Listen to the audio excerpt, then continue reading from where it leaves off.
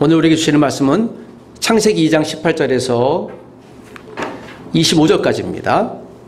창세기 2장 18절 제가 먼저 읽고 19절을 교독해 주십시오. 여호와 하나님이 이르시되 사람이 혼자 사는 것이 좋지 아니하니 내가 그를 위하여 돕는 배필을 지으리라 하시니라. 여호와 하나님이 흙으로 각종 들짐승과 공중의 각종 새를 지으시고 아담이 무엇이라고 부르나 보시려고 그것들을 그에게로 이끌어 가시니 아담이 각 생물을 부르는 것이 곧 그 이름이 되었더라. 아담이 모든 가축과 공중의 새와 들의 모든 짐승에게 이름을 주니라. 아담이 돕는 배필이 없으므로 여호와 하나님이 아담을 깊이 잠들게 하시니 잠들매 그가 그 갈빗대 하나를 취하고 살로 대신 채우시고 여호와 하나님이 아담에게서 취하신 그 갈빗대로 여자를 만드시고 그를 아담에게로 이끌어 오시니 아담이 이르되 이는 내 뼈 중에 뼈요 살 중에 살이라. 이것을 남자에게서 취하였은즉 여자라 부르리라 하니라. 이러므로 남자가 부모를 떠나 그의 아내와 합하여 둘이 한 몸을 이룰지로다.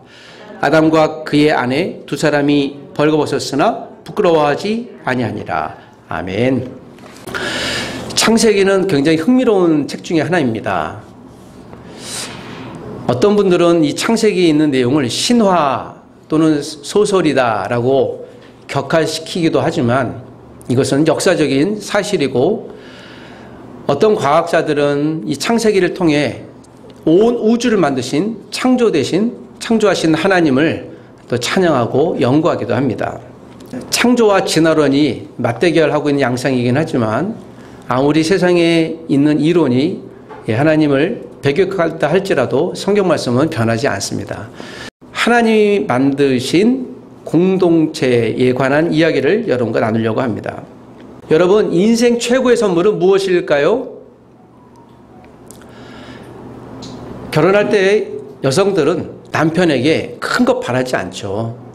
남편에게서 바라는 것, 마음이잖아요. 그리고 큰 것 바라지 않고 조그만한 그런 거, 기껏해야 다이아몬드 1캐럿짜리 이런 거밖에 바라는 거 없잖아요. 마음을 바라죠. 잠깐 위트를 섞었습니다. 우리가 바라는 것은 그 반지 안에 담긴 귀중품, 값어치도 그렇지만 그것에 담겨진 마음인 것이죠. 남편이 부인에게 바라는 것도 마찬가지입니다. 요 근래 결혼 시즌이어서 거의 일주일에 한 번씩은 제가 결혼식을 참석해야 될 것 같긴 합니다. 어제는 굉장히 새로운 결혼식을 제가 참석했는데 저와 제 아내가 결혼할 때 찾아왔던 5살짜리 꼬맹이가 결혼식을 어제 해서 제 가운데 굉장히 새로웠습니다. 이 신랑을 보고 신부를 보는데 참 아름다웠습니다. 가정에 대해서 생각을 또 많이 해보게 되어졌습니다. 저도 처음 결혼할 때 약속했던 그 약속을 지켜야 되겠다라는 생각을 하게 되어졌습니다. 하나님이 우리의 인생에서 주신 가장 큰 선물, 비교할 수 없는 그 하나는 바로 가정입니다. 남편이고 아내고 우리 부모님이고 우리의 자녀인 것입니다.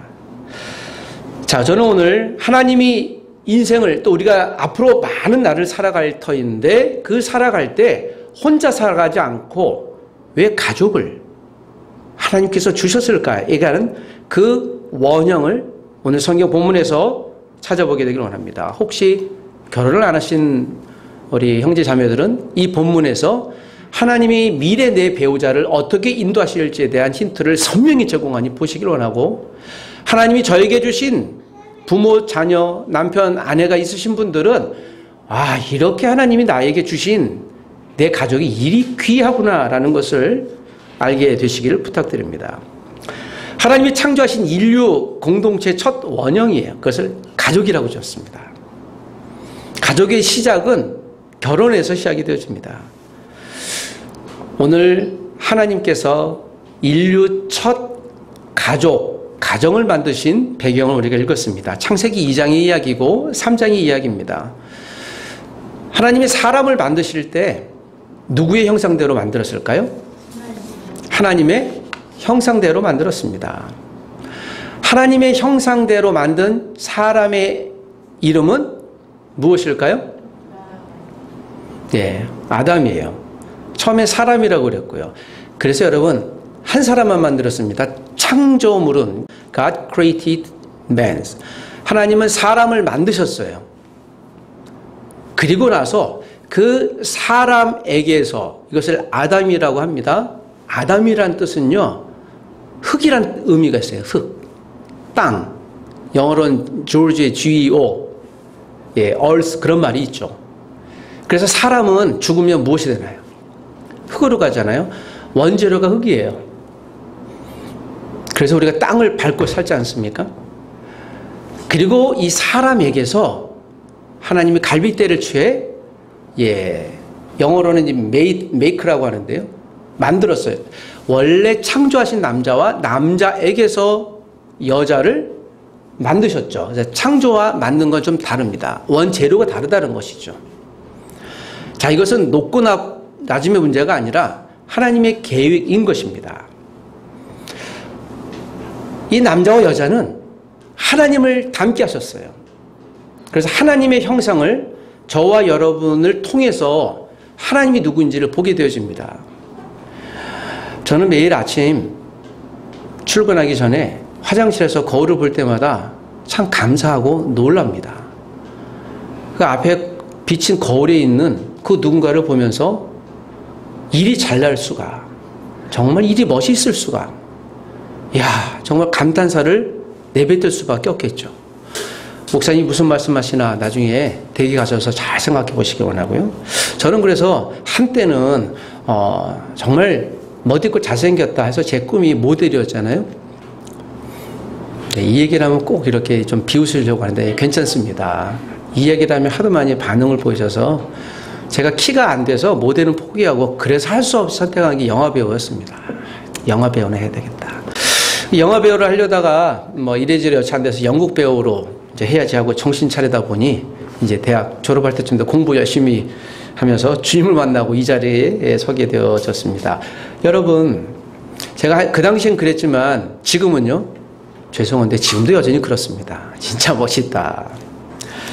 자, 이것을 우리가 자존심이 아니라 자존감이라고 해요. 자존감이 건강한 사람은 자존심이 높습니다.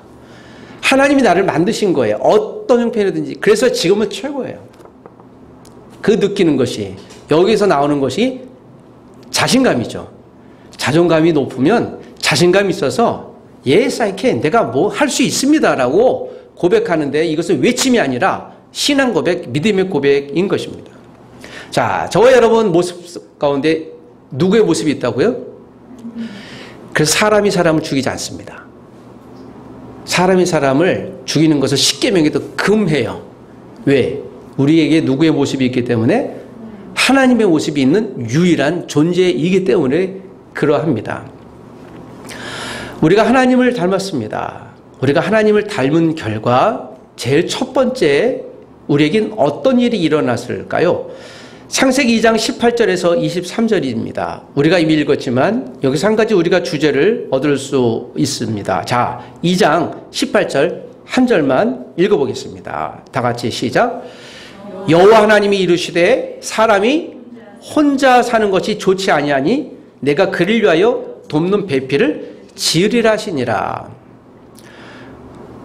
이 말씀을 하면서 어떤 형제가 저에게 그런 질문을 해요. 목사님, 근데 좀 이상합니다. 하나님이 완벽한 존재라면서 하나님 만드신 사람이 혼자 만드시기 좋지 않게 두셨다. 이건 좀 이상한 거 아니에요? 그 질문을 꼭 따라오는 질문이 하나님, 목사님, 근데 하나님 선악과를 왜 만드셔서 우리 죄를 짓게 하셨죠? 이것은 신학적으로 논쟁이긴 한데요. 답은 너무 쉬워요. 여러분, 선악과 말고 하나님이 모든 동산에 있는 나무는 따먹으라 그랬잖아요. 다 허용하신 하나님의 긍정적인 기대, 이것 말고 그 하나마저도 따먹으려고 하는 이것을 이제 욕심이라고 합니다. 사람이 혼자 사는 것이 좋지 아니하다는 표현은요, 우리 인간이 이해를 돕기 위한 모세에게 주신 표현이에요. 그래서 하나님의 성품에 문제 있는 것이 아니라 이해를 돕기 위한 것이죠. 좋지 않다라는 건 나쁜 것이 아니라 하나님의 계획 가운데 이제 여자를 만들 계획을 갖고 있었다라는 것을 말씀하고 있습니다. 그런데 여기서 아직 하와라는 이름 나오지 않아요? 이거 3장에 나옵니다. 하나님께서 만든 사람이 혼자 있는 것이 좋지 아니하므로 내가 하나님이 누구를 만듭니다. 여자를 만드는데 그 여자의 원 이름을 무엇이라고 표현합니까? 여자라고 안 하고 돕는 배필이라고 그래요. 돕는 배필. 그 영어로도 그냥 더 헬퍼라고 나와요. 돕는 자. 이것을 이제 히브리어에서는 에젤이라는 표현을 씁니다. 누군가를 돕는. 남성과 여성이 이 본문 갖고도 좀 이렇게 재미나게 다투려고 그래요. 야, 그래서 여자가 남자에서 나왔으니 내가 더 우선이야. 라고 얘기하면 여성은 야, 여성 없이 남자가 태어날 수 있느냐라고 얘기합니다. 여러분, 굳이 비교하자면 남성과 여성 중에 누가 더 우월할까요? 목사님 질문이 틀립니다. 이렇게 대답하셔야 됩니다. 저에게 배우신 분들은 이 우월성에 관한 이유는 성경은 얘기하고 있지 않아요. 이건 그런 문제가 아니에요. 그러나 여러분, 돕는 자라는 것은 무슨 뜻입니까? 돕는 자가 도움을 받을 자보다 무엇이 더 많아야 돼요? 능력이 더 많아야 되잖아요. 그래서 이 본문만 놓고 보면 여성이 훨씬 더 뛰어난 존재예요. 그래야 도울 분을 돕잖아요. 자, 이렇게 보면서 여성을 만드시기로 작정하셨는데 22절에 보면 어떻게 만들까? 자, 21, 2절에 보면 이게 참 신비한 거예요. 여기서 여러분 인류 역사상 가장 위대한 발명품이 하나 나옵니다. 실제로 어떤 의사는 이것을 그것을 만들었죠. 21절, 22절 하나님이 계획, 여성을 만드신 계획은 이러합니다. 같이 한번 더 읽어보십시다. 시작. 여호와 하나님이 아담을 깊이 잠들게 하시니 잠들매 그가 그 갈빗대 하나를 취하고 살로 대신 채우시고 여호와 하나님이 아담에게서 취하신 그 갈빗대로 그 여자를 만드시고 그를 아담에게로 이끌어 오시니. 자, 이 원칙은요, 원칙이에요. 우리가 만나는 모든 인류 역사상의 모든, 앞으로도 그럴 테고 남성과 여성의 결혼은 이 원칙에서 지나지 않습니다. 원칙을 깨면 문제가 생기는 거죠. 원칙은 기준입니다. 자, 하나님께서 아담을 만드셨어요. 아담이 어떤 일을 했는가 하면 19절에 보면 아담이 흙으로 각종 들짐승과 공중의 각종 새를 지으시고 하나님이 이 모든 것을 아담에게 위임했어요. 아담이 그 이름을 붙입니다. 그리고 불러요. 그래서 이 19절 뒤에 아담이 각 생물을 부르는 것이 곧 그의 이름이 되었더라. 그의 이름은요, 그냥 한번 누구야 라고 부른 것이 아니라 의미를 두고 계속 반복해서 불렀다라는 것이에요. 하나님이 만드신 이 당시에 공룡도 있었을 텐데 생물부터 시작해서 모든 것들을 이름을 두고 부른 거예요. 의미를 두고. 호랑이 그러면 어떤 의미다 호랑이. 그렇게 기억해서 부른 것이죠. 이 본문을 유추해서 어떤 학자가 아담의 IQ는 얼마일까라고 유추를 했는데 이 본문에 의하면 아담의 IQ는 한 2000 이상 될 거다라고 얘기를 해요. 저와 여러분의 IQ는 제발 세 자릿수만 되었으면 좋겠다 할 정도일 수 있는데 상상을 초월한 거죠. 아직까지 죄를 짓기 전이니까 완벽한 존재였어요. 그리고 여기에서 아담이 각 생물을 부르는 것이 그 이름이 되었다. 이 말씀은요, 아담에게 맡겨주셨다라는 거예요. 맡겨주셨다라는 표현이 관리자예요. 이것을 영어로 매니저인데 마태복음에 나오는 청지기가 여기서 나와요. 하나님이 우리에게 맡겨주셨어요. 부르고 먹여주고 잘 관리하는 거죠. 우리는 관리자로 불렀습니다. 부모님은 자녀를 어떤 존재로 부모 자녀에게 관리자로 있는 거예요. 그러니까 내 소유가 아닌 거죠. 그래서 지난 시간에 부모가 자녀를 훈육한다고 폭력을 행사하는 건 문제가 생기는 거랬죠. 그럴 이유가 없고 안 돼요. 말 안 듣는 아이 어떻게 해요? 그래서 양육과 훈육은 회초리를 들으라는 게 아니라 하나님의 말씀으로 가르치라는 것이죠. 자, 열심히 일한 아담에게 하나님께서 혼자 일하는 것이 좋지 않다라고 하면서 공동체를 만들기로 작정하셨어요. 그래서 이 공동체가 가족입니다. 돕는 배필. 그리고 21절에 여호와 하나님이 아담을 깊이 잠들게 하셨어요. 그래서 어떤 과학자가 이 본문을 근거로 아담의 갈빗대를 하나님이 뺐잖아요. 갈빗뼈를. 그런데 왜 아담이 고통을 느끼지 않까? 그래서 깊이 잠들게 하면 의식은 있대. 아픔을 느끼지 않게 하는 약물을 만들 수 있겠다라고 해서 마취제가 여기서 힌트를 얻어서 발명된 것이죠. 실제로. 아담을 깊이 잠들게 하셨습니다. 그래서 잠들어서 갈빗대 하나를 빼서요. 하나님께서 다시 만드셨어요. 그래서 여러분, 여성의 원래 존재, 하와의 생물학적인 근본은 누구에게서 나온 겁니까? 아담에게서 나온 거예요. 그래서 남자에게서 나온 것이죠.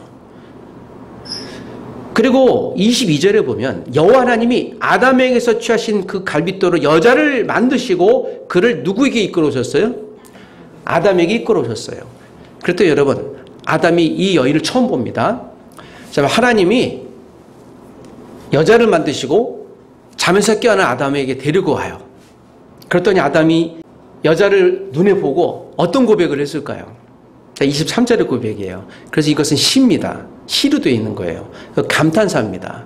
자, 23절. 여러분, 아담이 되어져서 아름다운 여자를 보니 이 고백이 됩니다. 23절 한 번 더 읽어보십시다. 시작.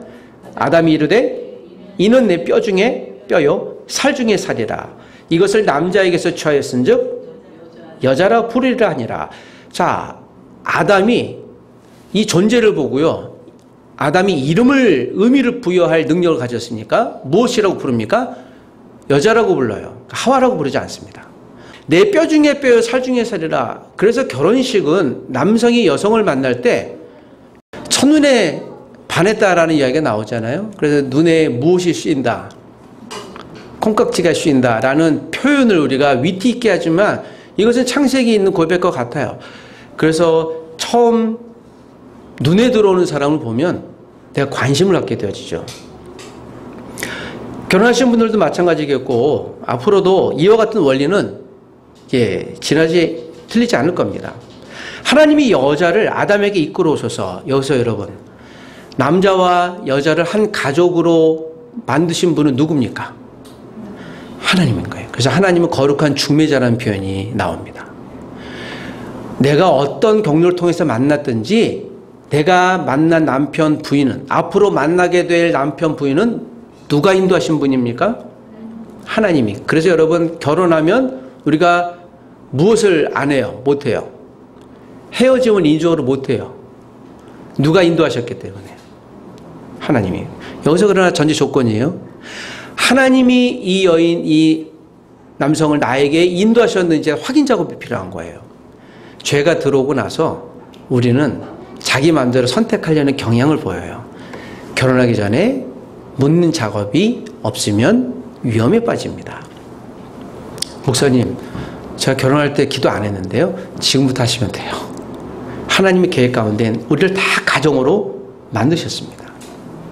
아름다운 여성을 보면 남성들이 보이는 감정적인 반응이 있어요. 굉장히 귀한 거죠. 그래서 남성은 아름다운 여성을 볼 때 어떻게 봐요? 네, 그래서 보잖아. 이렇게 보다가 아름다운 여성이 지나가면 보잖아요. 다 마찬가지죠. 여성도 마찬가지고. 여성은 자신의 원래의 몸으로서 안전한 느낌을 갖는 남성을 주로 찾아요. 제가 결혼 예배학교 했던 한 20커플 정도를 제가 보면서 제가 설문조사를 다 해봤어요. 이건 저의 임상의 결과입니다. 먼저 남자들은, 형제들은 여성을 무엇을 가장 매력을 느끼는가 해서 경제적인 영역, 지적인 거 또는 신체적인 거, 또 영적인 거 얼마나. 그래서 예측하기로는 교회 다니시는 분들이니까 다 영적인 것들에 대한 기대가 많겠다. 목사님, 내 부인은 하루에 2시간씩 기도하시는 분, 성경을 10독도 하고 자기는 1독도 평생 안 했으면서 뭐 그런 거 그래서 그러지 않을까 했더니요, 가장 제일 많이 나온 퍼센테이지는 무엇이었는가 하면 무엇이었을까요? 이건 제가 일본에 가서도 해봤는데 똑같더라고요. 그래서 일본 남자, 한국 남자랑 똑같구나. 네, 외적인 것이 가장 많이 나왔어요. 그래도 우선순위에 자기 결혼의 기준은 그걸 본대요. 여성들은 자, 교회 다니시는 분들에 대한 조사입니다. 그러니까 보편적이지 않을 수 있고요. 교회 다니시는 여성들은 남성, 결혼 대상자를 선택하려고 할 때 일단 첫 번째, 자기 기준은 무엇일까요? 예, 이건 제 결과입니다. 경제적인 거예요. 그래서 물어요. 목사님, 그래도 월급은 얼마? 그래서 직장 다니는 남자를 찾는 거예요. 대부분. 그리고 급여가 얼마인지, 샐러리가 얼마인지를 관심을 둔대요. 결혼을 하려고 할 때. 그러나 결혼 결정하려고 할 때는요, 남자나 여자나 거의 비슷한 포텐시가 있습니다. 남자나 여자나 결혼을 막 결정하려고 할 때, 심각하게 할 때, 무엇을 보고? 하나님의 음성을 듣고, 예, 그건 맞긴 맞는데요. 이 결혼을 결정하고 날짜를 정하고 결혼식에 참여하려고 하는 그 결정의 기준은 다 똑같으세요. 결혼하려고 할 때, 아, 내가 안전한 사람인가. 이 안전지수가 가장 최종적 결정이었어요. 그다음부터는 외모나 경제적 이런 것들은 이제 후순위로 밀어나고요. 이 사람하고 결혼할 때 내가 안전할까? 이것을 우리가 평화로울까? 평안할까예요. 아무리 돈이 많고 능력이 있어도 내가 평안하지 않고 안전하지 않으면 이제부터는 재고가 되는 거죠. 아무리 외적으로 멋있게 보여도 좀 믿을 만하지 못해. 불안해라고 느끼면 이제 후순위로 밀려나는 것이죠. 안전함. 여러분, 이것이 결혼하는 믿음의 공동체 가족들의 제 이야기이긴 하지만 제가 여기에 대해서 다른 자료를 보고 보편적으로 결혼하신 분들 많은 퍼센트를 얻어도 거의 대부분 유사해요. 그리고 여러분, 성경이 바로 오늘 아담과 하와의 이야기를 하나님께서 아담에게 이 여자를 이끌었을 때 내 뼈 중에 뼈, 내 살이다라고 하는 표현은 무엇입니까? 너는 나다예요. 나와 똑같은 동지감을 느끼는 거죠. 안전함을 느끼는 거예요. 가정은 결혼할 때 가장 안전함을 느끼는 사람과 합니다. 그래서 여러분, 우리가 누군가를 선택하려고 할 때 이 기준을 놓고 선택하시면 틀리지 않아요. 그러나 안전하다고 한 것이 모든 걸 보장하지 않습니다. 그게 첫 번째 시작이니까. 모든 결혼은 거룩한 행위고 그 거룩한 하나님의 영적인 행위를 위해서 그래서 안전한 평안한 사람을 한 가족으로 만들어 주시는 거죠. 거기에서 나오는 자녀가 있는 것이에요. 출산에 기쁨이 있는 것이죠. 그래서 여러분, 결혼이라고 하는 것은 하나님 최고의 걸작품이에요. 하나님이 중미해 주셨잖아요. 역설적으로 하나님이 만드신 가장 최고의 작품이 가정이니까 사단은 이 가정을 어떻게 해서든지 깨려고 하죠. 이게 사단이 가장 최고의 관심사가 여기 있는 것입니다. 평안을 깨는 거예요. 그래서 안전을 깨는 거죠. 그래서 내가 신뢰할 만한 사람이 되지 못하게 하는 거예요.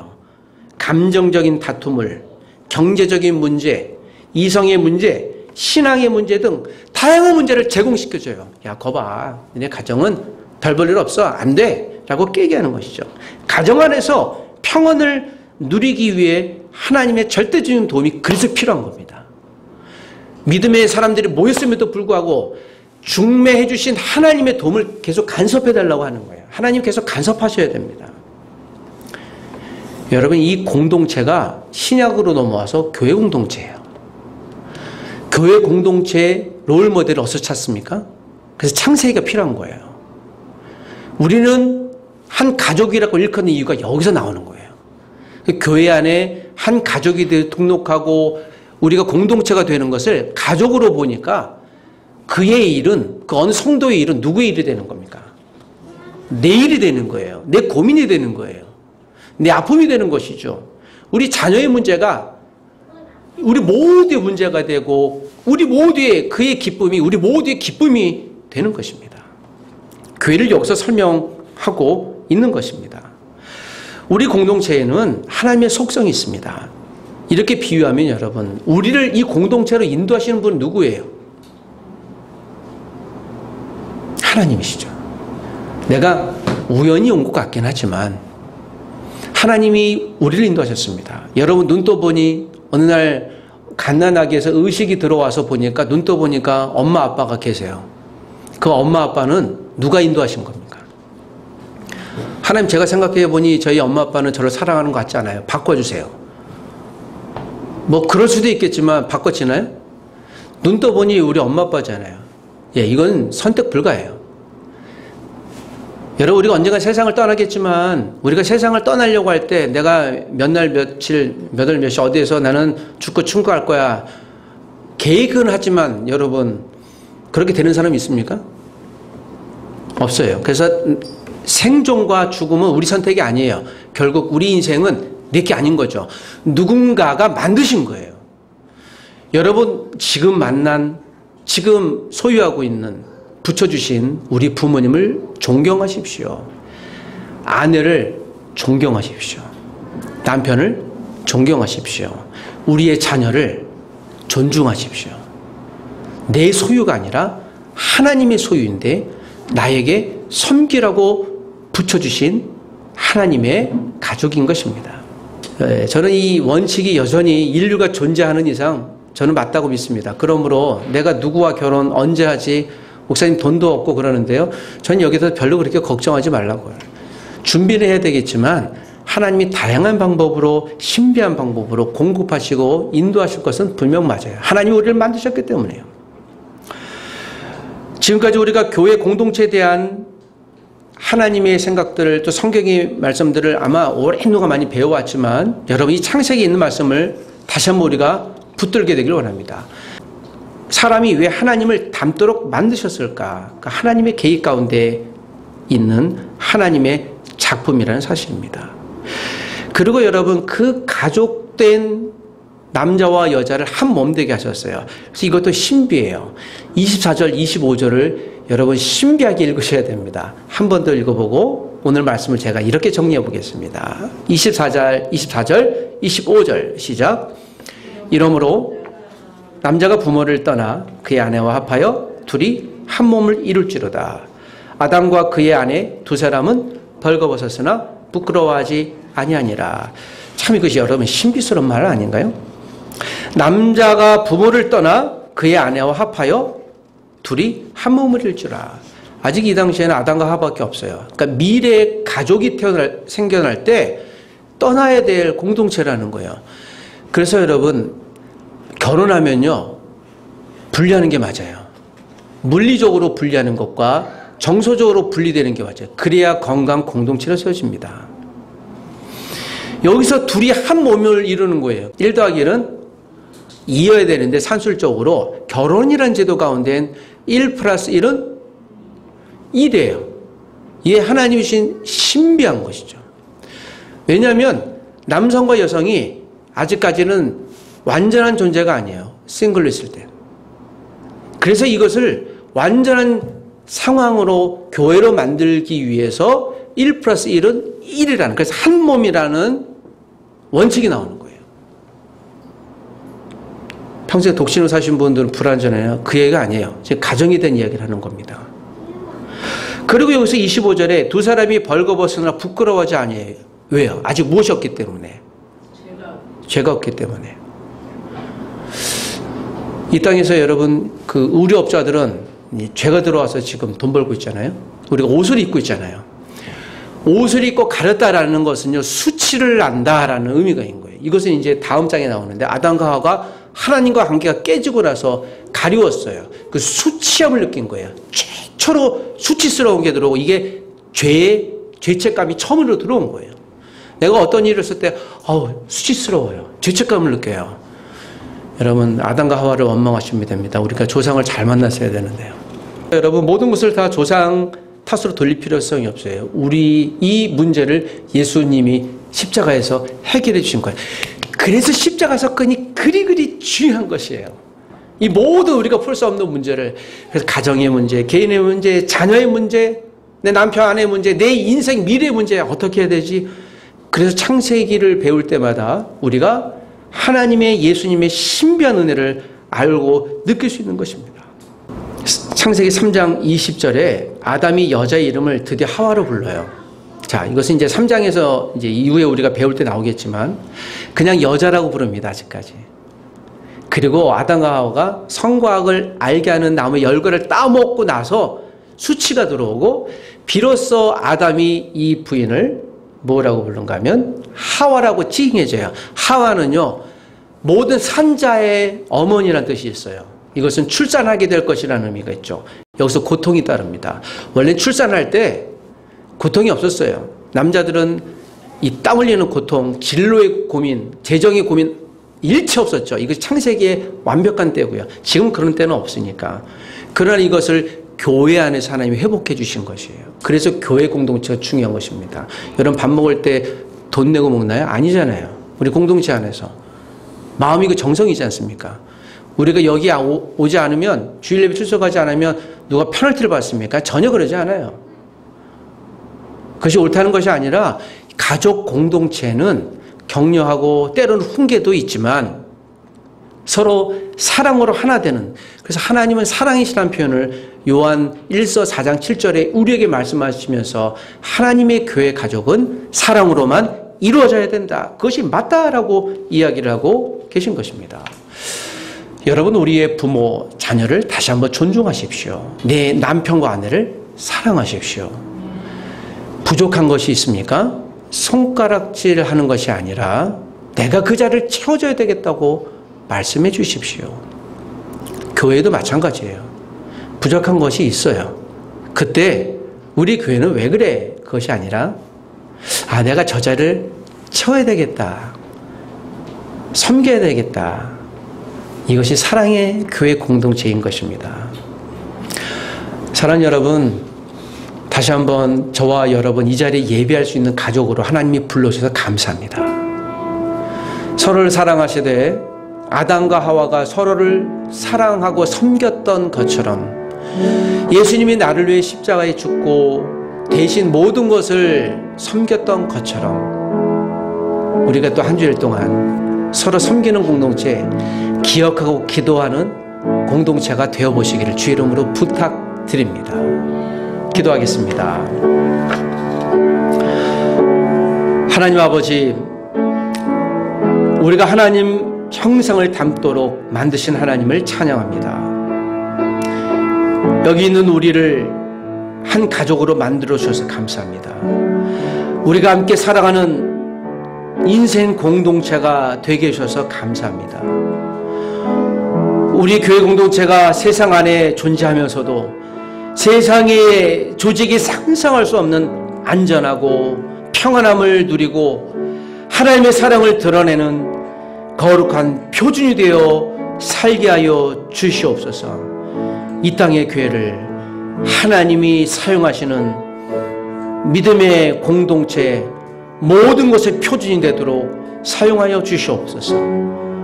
오늘 이 자리에 예배한 한 분 한 분들, 우리에게 주신 부모님, 또 자녀, 남편, 아내가 있습니까? 하나님이 세우신 믿음의 가족으로 알고 섬기게 도와주시고 사랑하게 도와주옵소서. 앞으로 인생 가운데 남편과 아내를 만나게 될 미혼의 지체들이 있습니까? 하나님이 우리를 중매해 주실 줄 믿고 가장 하나님이 아름다운 여인 또 남자를 가족으로 불러줄 줄 믿고 잘 인내하고 그때를 준비할 수 있는 우리가 되게 하여 주시옵소서.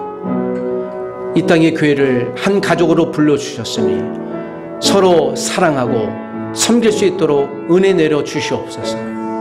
예수님의 이름으로 기도합니다. 아멘.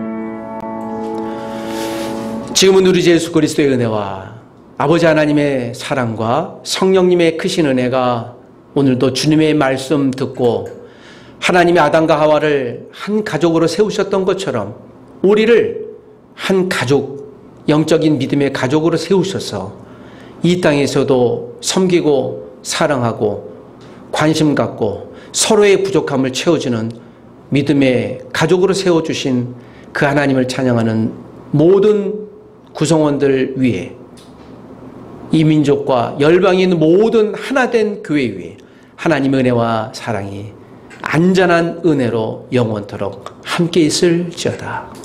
아멘.